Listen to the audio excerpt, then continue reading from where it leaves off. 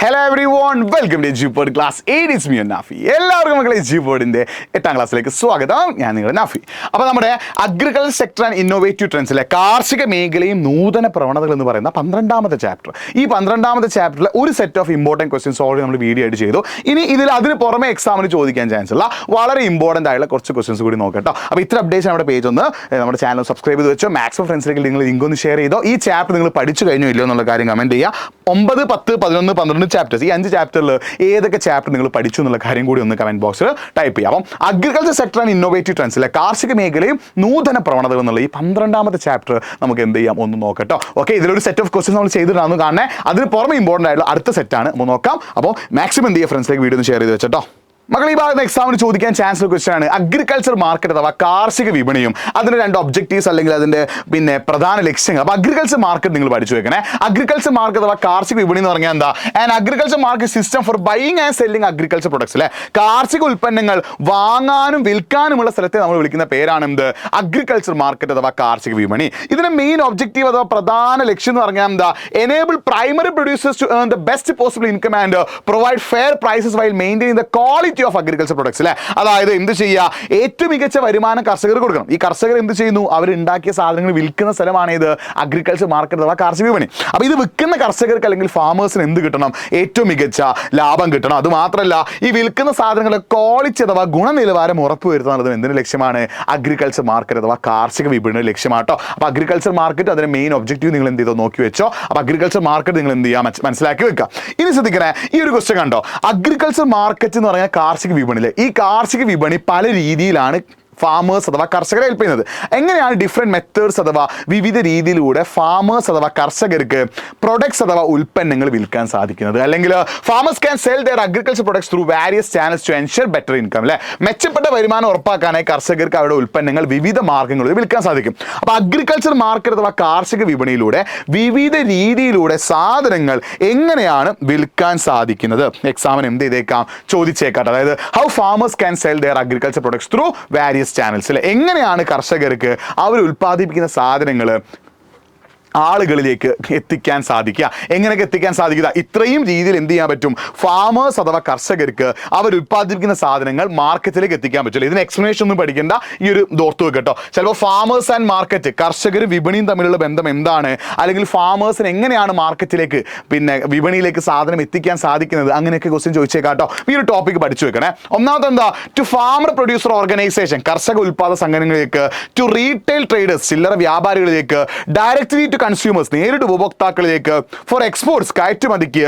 And to cooperative society, സഹകരണ സംഘങ്ങളിലേക്ക്. To digital market, digital വിപണിയിലേക്ക്. ടു ആഗ്രോ ബേസ്ഡ് ഇൻഡസ്ട്രീസ്, കാർഷിക ദിശ വ്യവസായങ്ങളിലേക്ക്. ഇതിലേക്കൊക്കെ നമുക്ക് എന്ത് എത്തിക്കാൻ സാധിക്കും? സാധനങ്ങൾ എത്തിക്കാൻ സാധിക്കും. മനസ്സിലാക്കി വെച്ചോ.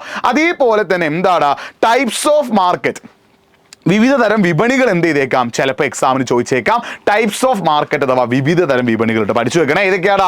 ഓർഗനൈസ്ഡ് അഗ്രികൾച്ചർ മാർക്കറ്റും ഉണ്ട്, അൺഓർഗനൈസ്ഡ് അഗ്രികൾച്ചർ മാർക്കറ്റും ഉണ്ട്, സംഘടിത കാർഷിക വിപണിയുണ്ട്, അതേപോലെ തന്നെ എന്തുണ്ട്? അസംഘടിത കാർഷിക വിപണിയുണ്ട്. എന്താണ് ഈ ഓർഗനൈസ്ഡ് അഗ്രികൾച്ചർ മാർക്കറ്റ് അഥവാ സംഘടിത കാർഷിക വിപണി എന്ന് പറഞ്ഞാൽ? Those that operate according to the rules and regulations of the government. സർക്കാർ കുറേ നിയമങ്ങൾ പറഞ്ഞിട്ടുണ്ടാവും. ഇത്ര സമയത്ത് മാർക്കറ്റ് അടയ്ക്കണം, ഇത്ര സമയത്ത് തുറക്കണം, ഇന്ന സാധനങ്ങൾ മാത്രമേ വിൽക്കാൻ പാടുള്ളൂ, അങ്ങനത്തെ കുറച്ച് റൂൾസ് ആൻഡ് റെഗുലേഷൻസ് ഗവൺമെന്റ് പറയുന്ന. So government rules and regulations, സർക്കാരിന്റെ നിയമങ്ങൾക്കനുസരിച്ച് പ്രവർത്തിക്കുന്ന മാർക്കറ്റ് നമ്മൾ വിളിക്കുന്ന പേരാണ് എന്ത്? ഓർഗനൈസ്ഡ് അഗ്രികൾച്ചർ മാർക്കറ്റ് അഥവാ സംഘടിത കാർഷിക വിപണി. എന്നാൽ അൺഓർഗനൈസ്ഡ് മാർക്കറ്റ് പറഞ്ഞാൽ എന്താ? വിത്തൗട്ട് എ സ്പെസിഫിക് സ്ട്രക്ചർ, ഒരു പ്രത്യേക ഘടനയില്ലാതെ പ്രവർത്തിക്കുന്ന മാർക്കറ്റ് അഥവാ വിപണികളെ വിളിക്കുന്ന പേരാണ് അൺഓർഗനൈസ്ഡ് അഗ്രികൾച്ചർ മാർക്കറ്റ് അഥവാ അസംഘടിത കാർഷിക വിപണി. അപ്പോൾ സംഘടിത കാർഷിക വിപണി അഥവാ ഓർഗനൈസ്ഡ് പറഞ്ഞാൽ എന്താ? ഗവൺമെന്റ് റൂൾസ് ആൻഡ് റെഗുലേഷൻസ്, അല്ലെ, സർക്കാർ നിയമങ്ങൾ അനുസരിച്ച് പ്രവർത്തിക്കുന്നതാണ് ഓർഗനൈസ്ഡ്. അല്ലാത്ത എന്താണ്?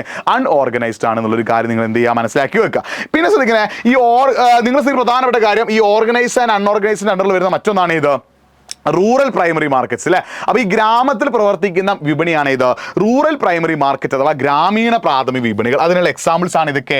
വില്ലേജ് മാർക്കറ്റും ഹാറ്റുകളും പഠിച്ചു വെക്കണം കേട്ടോ, നിങ്ങൾ ഓർത്ത് വെക്കുക. പിന്നെ അതേപോലെ ഹോൾസെയിൽ മാർക്കറ്റ് ജസ്റ്റ് ഒന്ന് മനസ്സിലാക്കി വെക്കണേ. ഹോൾസെയിൽ മാർക്കറ്റ് പറഞ്ഞാൽ എന്താ? ഈ സിറ്റീസ് അഥവാ നഗരങ്ങളിൽ നിയർ ടു റെയിൽവേ സ്റ്റേഷനോ ബസ് സ്റ്റാൻഡിനോ റെയിൽവേ സ്റ്റേഷനോ അടുത്തോ കാണുന്ന മാർക്കറ്റുകളാണ് ഇത് ഹോൾസെയിൽ മാർക്കറ്റ്. അല്ലെ, നിയർ എന്താണ്? Bus stand and railway station, bus സ്റ്റാൻഡിനോ റെയിൽവേ സ്റ്റേഷൻ സ്റ്റേഷൻ അടുത്ത് കാണുന്ന മാർക്കറ്റുകൾ നമ്മൾ വിളിക്കുന്ന പേരാണ് എന്ത്?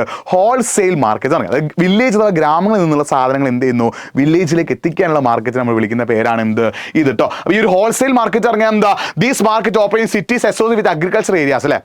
വില്ലേജ് അഥവാ ഗ്രാമങ്ങളിൽ നിന്നുള്ള ആളുകൾ എന്ത് ചെയ്യുന്നു, അവർ പ്രൊഡ്യൂസ് ചെയ്ത സാധനങ്ങൾ സിറ്റീസിലേക്ക് എത്തിക്കും. സിറ്റീസിൽ ഈ മാർക്കറ്റ് എവിടെയാണ് ഉണ്ടാവുക? എന്തെങ്കിലും നമ്മൾ ഇതിൻ്റെ അടുത്ത്, അതായത് എന്തിൻ്റെ അടുത്ത്, ഒന്നെങ്കിൽ ബസ് സ്റ്റാൻഡിൻ്റെ അടുത്ത് അല്ലെങ്കിൽ റെയിൽവേ സ്റ്റേഷൻ അടുത്തായിരിക്കും ഉണ്ടാവുക. അവിടെ വെച്ചിട്ട് എന്ത് ചെയ്യുന്നു, ഇത്തരത്തിൽ സാധനങ്ങളൊക്കെ വിൽക്കുന്ന മാർക്കറ്റാണ് എന്ത്? ഈ ഒരു ഹോൾസെയിൽ മാർക്കറ്റ് എന്ന് പറഞ്ഞാൽ കേട്ടോ. അപ്പോൾ ഈ ഹോൾസെയിൽ മാർക്കറ്റ് എന്ത് ചെയ്യുക, മനസ്സിലാക്കി വെക്കുക. ഇനി ശ്രദ്ധിക്കണേ, ഈ അഗ്രികൾച്ചർ മാർക്കറ്റ് അഥവാ കാർഷിക വിപണി നേരിടുന്ന ചാലഞ്ചസ് അഥവാ വെല്ലുവിളികളുണ്ട്. ഇത് നോക്കി വെക്കണേ. അഗ്രികൾച്ചർ മാർക്കറ്റ് അഥവാ കാർഷിക വിപണി നേരിടുന്ന വെല്ലുവിളികൾ നിങ്ങൾ എന്ത് ചെയ്യണം, മനസ്സിലാക്കി വെക്കണം. എക്സാമിന് എന്ത് ചെയ്തേക്കാം, ചോദിച്ചേക്കാം. അഗ്രികൾച്ചർ മാർക്കറ്റ് അഥവാ കാർഷിക വിപണി നേരിടുന്ന വെല്ലുവിളികൾ എന്ത് ചെയ്തേക്കാം, എക്സാമിന് ചോദിച്ചേക്കാട്ട്. അത് പഠിച്ചു വെക്കണേ. എന്തൊക്കെയാടാ അഗ്രികൾച്ചർ മാർക്കറ്റ് അഥവാ കാർഷിക വിപണി നേരിടുന്ന വെല്ലുവിളികൾ എന്ന് പറഞ്ഞാൽ എന്തൊക്കെയാണ്? ഒന്നാമത്തത് ഇൻഅഡിക്വേറ്റ് ട്രാൻസ്പോർട്ട് ഫെസിലിറ്റീസ്, ഗതാഗത സൗകര്യങ്ങളുടെ അപര്യാപ്തത. Lack of access to loans, വായ്പകളുടെ ലഭ്യതക്കുറവ്. ഇൻസഫിഷ്യന്റ് മാർക്കറ്റ് ഇൻഫർമേഷൻ, വിപണി വിവരങ്ങളുടെ അപര്യാപ്തത. ഇൻഅഡിക്വേറ്റ് സ്റ്റോറേജ് ഫെസിലിറ്റി, സംഭരണങ്ങളുടെ അപര്യാപ്തത. ഇമ്പോർട്ടഡ് പോളിസീസ്, ഇറക്കുമതി നയങ്ങൾ. എക്സ്പ്ലോയിറ്റേഷൻ ഓഫ് ഇന്റർമീഡിയറ്റീസ്, ഇടനിലക്കാരുടെ ചൂഷണം. ഇതിങ്ങനെ തന്നെ നമ്മൾ പഠിച്ചു വെച്ചാൽ കേട്ടോ. അഗ്രികൾച്ചർ മാർക്കറ്റ് അഥവാ കാർഷിക വിപണി നേരിടുന്ന പ്രശ്നങ്ങൾ. ഇത്രയും എന്താടാ അഗ്രികൾച്ചർ മാർക്കറ്റ് അഥവാ കാർഷിക വിപണി നേരിടുന്ന പ്രശ്നങ്ങളാണ്. ഈ പ്രശ്നങ്ങൾ നിങ്ങൾ എന്ത് ചെയ്യണം, മനസ്സിലാക്കി വെക്കണം. അഗ്രികൾച്ചർ മാർക്കറ്റ് അഥവാ കാർഷിക വിപണി നേരിടുന്ന പ്രശ്നങ്ങൾ നിങ്ങൾ എന്ത് ചെയ്യണം, മനസ്സിലാക്കി വെക്കണം. എക്സാമിന് എന്ത് ചെയ്തേക്കാം, ചോദിച്ചേക്കാം. പഠിച്ചു വെക്കണേ. അഗ്രികൾച്ചർ മാർക്കറ്റ് അഥവാ കാർഷിക വിപണി നേരിടുന്ന പ്രശ്നങ്ങൾ. അപ്പോൾ അഗ്രികൾച്ചർ മാർക്കറ്റ് അഥവാ കാർഷിക വിപണി എന്താണെന്ന് പഠിക്കണം. അഗ്രികൾച്ചർ മാർക്കറ്റ് ആൻഡ് ഫാമേഴ്സ് അല്ലേ. കാർഷിക വിപണിയും കർഷകർക്ക് എങ്ങനെയാണ് സാധനം കിട്ടുന്നത് പഠിച്ചു വെക്കണം.